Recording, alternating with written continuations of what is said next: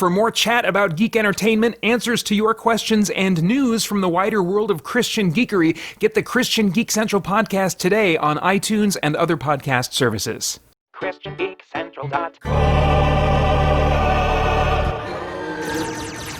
Hey guys, Peter Franson here from christiangeekcentral.com and Spirit Blade Productions with another installment of the Christian Geek Radar, spotlighting some cool stuff being made, entertainment products being made by Christians, and sometimes specifically for a Christian audience.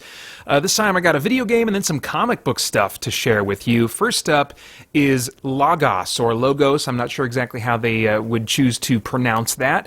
On their website over at logos-the-game.com, they describe it as, first they kind of contrast a little bit and say the Bible stories have been a source of inspiration for a wide range of audiovisual productions, such as film productions or gospel or Christian music. However, Bible-based video games are clearly lagging behind. The vast majority of well-intentioned games only seem to be didactic methods for learning about the Bible, rather than video games, and many are obsolete, inaccessible, they collected money and didn't comply. Either they failed to raise funds, they focus only on the didactic, or they end up being satirical. Now, if you visit their website, you'll probably pick up on the fact that they are not native English speakers. That shows up a little bit in the text now and then, but the game is being made for English-speaking audiences to be able to enjoy it.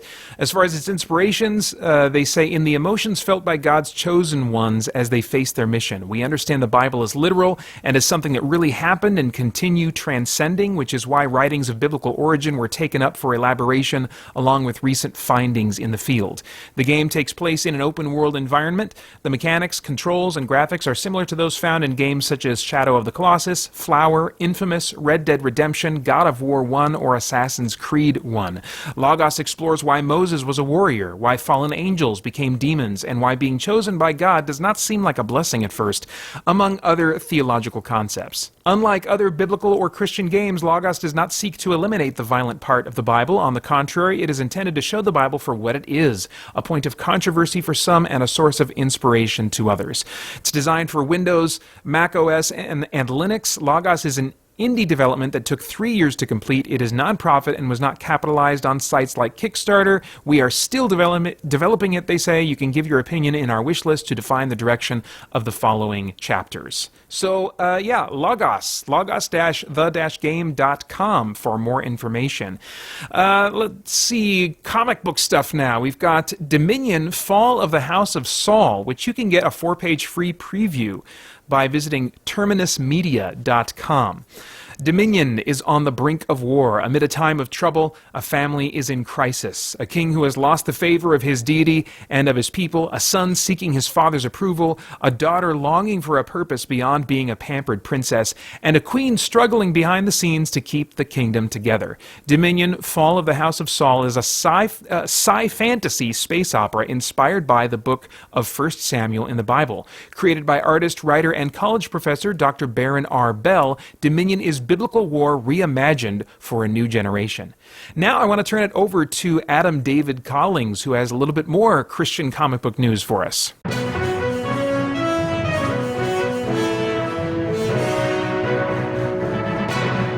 Nathan Peterson and Gary Nauman have released Vidar and Hands, Issue 1. What if a Viking and a troll lived in small-town USA? And what if they daydreamed about being superheroes? John Cooper, lead singer of Christian rock band Skillet, has released 2 graphic novels. The first, Eden, released in September last year. The second, Eden 2: The Aftermath, is currently up for pre-order. John and Corey dreamt of a door to paradise, and the Zealots claimed this meant they must lead them there. John and Corey refused. They had children to raise and a town to protect from beasts outside its gates. And so the Zealots stole the machine that protected them all, leading to the slaughter of dozens. Now, John and Corey hunt them across the barren highways and crumbling skyscrapers of the future. Joined by ex-soldier Seth and cyborg Jen, they are drawn towards either death or salvation, for the truth of their dreams will lead them to the secrets of Eden, a tale of redemption and finding light in the darkness. Don't forget, you can get my Jewel of the Stars prequel story for free by going to adamdavidcollings.com/free.